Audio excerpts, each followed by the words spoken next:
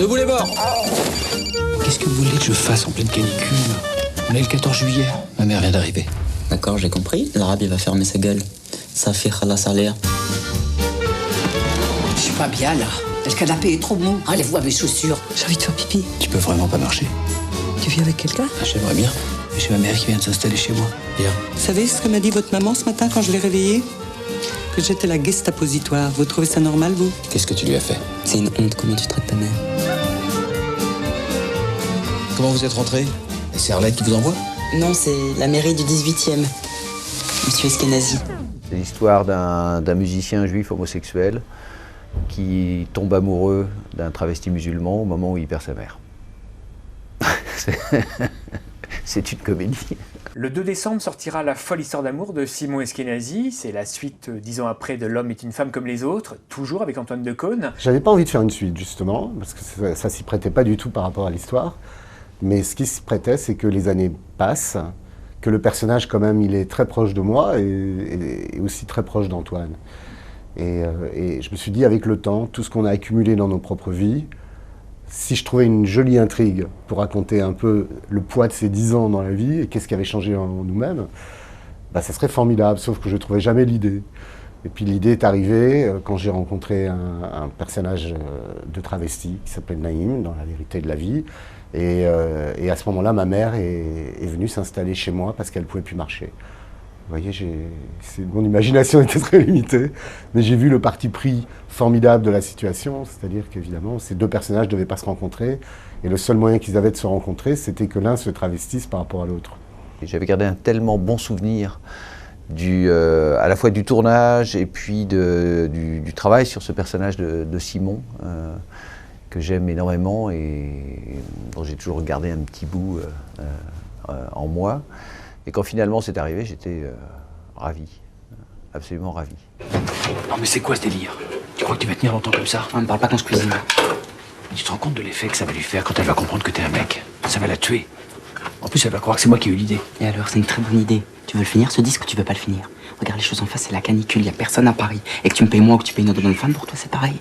En plus, moi, t'as pas besoin de me déclarer. De toute façon, moi, le pardail, j'en ai marre. Tu mets la table, chérie?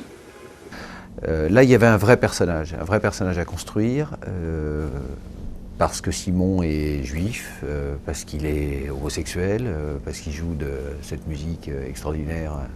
Il est clarinettiste et il joue du klezmer, et que voilà, je suis loin de ça. Je ne joue pas de clarinette et je ne suis pas juif. C'était vraiment très intéressant d'aller travailler un personnage comme ça, et qui plus est, avec, comme je vous le disais tout à l'heure, l'effet miroir du réalisateur en face, c'est-à-dire quelqu'un qui raconte sa vie d'une certaine manière, sans la raconter, parce que on ne parle pas de la vie de Jean-Jacques Zilberman dans le film, mais qui s'inspire de sa vie pour nourrir son film.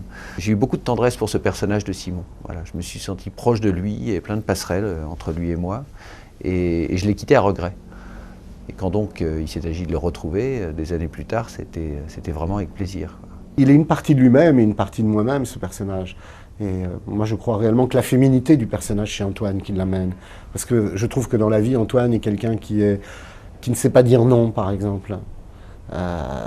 Et moi, je sais dire non, par exemple. C'est plus masculin, on pourrait le dire comme ça. Donc quand on confronte un peu nos deux égos à l'intérieur de ce personnage, on est assez d'accord parce qu'on lui donne à chacun de la nourriture. Il y a beaucoup de choses d'Antoine dans ce personnage. T'es vraiment gonflé.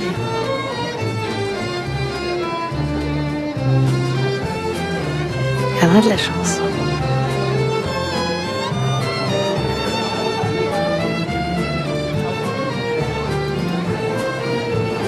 Là, elle est désespérée.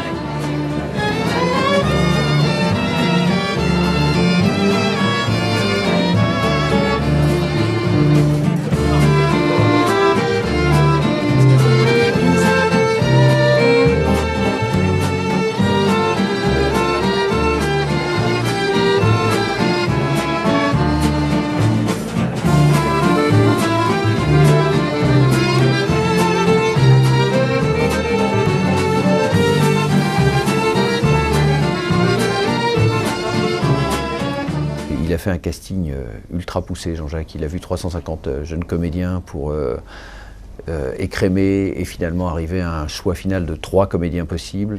Et il était évident que c'était Mélie. Je savais, moi, en travaillant avec lui, qu'on était, on allait vraiment dans la bonne direction, on était dans la bonne voie. Mais c'est au moment où on a commencé à tourner pour de bon. Je me suis rendu compte à la fois du chemin qu'il avait parcouru, du travail qu'il avait fait pour rapprocher les personnages, pour les incarner, et de la justesse, surtout, avec laquelle il faisait ça. Emmène-moi à Venise. D'accord. Si tu veux. Menteur. Ça, t'inquiète pas, je suis pas ivre. Finalement, Venise, non. Ça sent la vase. New York, je préfère. I can go to New York, I speak English.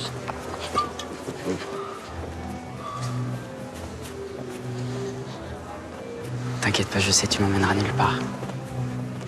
On perd pas de vue l'idée de refaire un troisième volet. Mais bon, il faut vivre 10 ans, parce que c'est pas l'idée d'une suite, encore une fois. C'est pas ce qui va leur arriver demain, c'est ce qui va leur arriver dans l'espace d'une vie. Attends, vachement bien. Elle vient d'où? Algérie. Ah, c'est une religieuse. Qu'est-ce qui se passe, Abiba? C'est votre fils qui discute mes honoraires, il trouve que je suis trop cher. Ah, t'es une vraie salope.